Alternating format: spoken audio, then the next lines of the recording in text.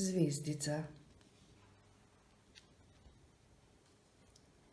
Ravno ko se je nad nebo razbohotila čudovita mavrica, je sredi cirkuškega tabora na svet pokukala drobcena deklica. Zdelo se je, kot da v njenih temnih očkah žarijo zvezdice. Zato sta ji oče in mama dala ime Zvezdica. Bila je res nekaj posebnega. Vsi v cirkusu so jo imeli radi.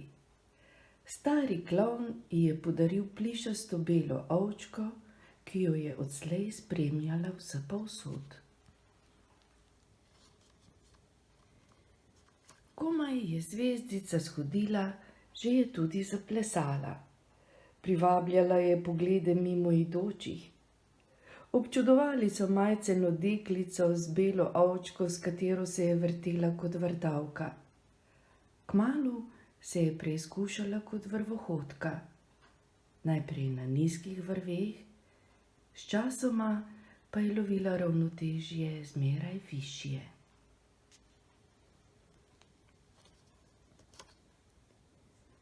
Pri 5 letih je prvič nastopila v areni cirkusa in požela občudovanje gledalcev. Ni je bilo strah množice, samo ovčka je morala biti zmeraj v njeni bližini. Vrv, po kateri je hodila, so zmeraj bolj dvigovali. Z vsakim letom je svoje akrobacije uprizarjala na novih višinah. Njeno telo je bilo gibko in lahkotno je izvajala akrobatske like, ob katerih je gledalcem zastajal dih.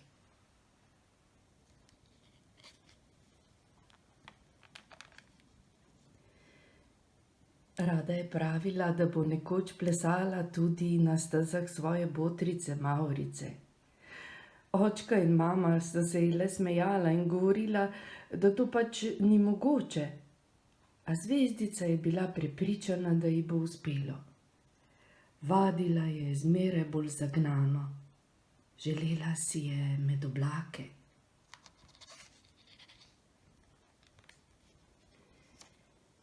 Nekega jutra, ko so v prikolicah cirkuškega tabora še vsi spali, je Zvezdica potiho odšla velik šotor, kjer je bila napeta vrv. Prestavila jo je še više, skoraj pod vrh visokega cirkuškega šotora. Ovčko je položila na varovalno mrežo in se neustrašno povzpela po lestvi. Pogumno je stopila na vrv. Hotela je preizkusiti novo figuro. Njene nožice, lahne in poskočne, so drsele po vrvi in v njenih mislih je bila mavrica. Nežne barve, po katerih je hodila, so jo vodile prav na sredo mavričnega obuka.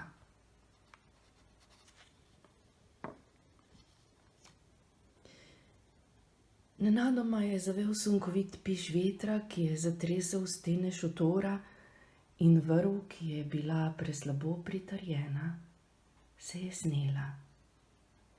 Zvezdica je padala in padala, prestregla jo je mreža, ki je obez ovčko odbila, in padli sta na rob arene.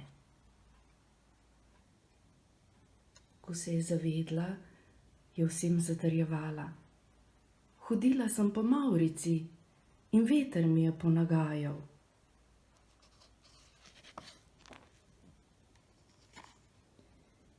Mesece in mesece je nato preživela v bolnišnici. Družbo ji je delala ovčka. Vsak dan je Zvezdica s svojim nasmehom in iskrivo neposrednostjo privabljala dobro voljo med osebje bolnišnice.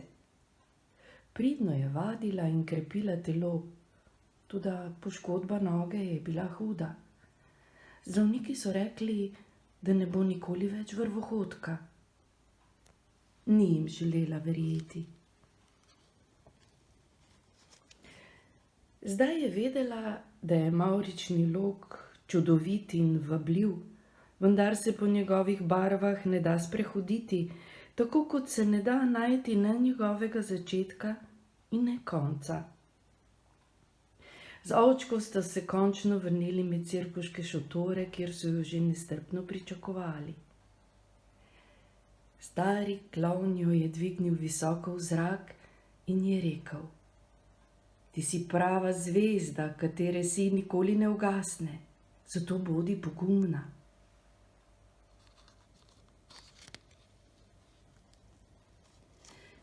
In zvezdica je bila pogumna. Plesala je tako kot nekoč, ko je komaj shodila.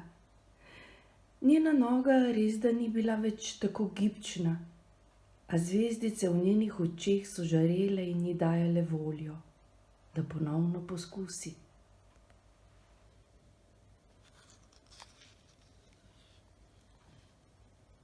Tudi na vrvi. Najprej negotovo, nato pa vsak dan bolj pogumno in zagnano. Čutila je, da zmore, da je njeno telo spet voljno in noga zmeraj bolj zanesljiva.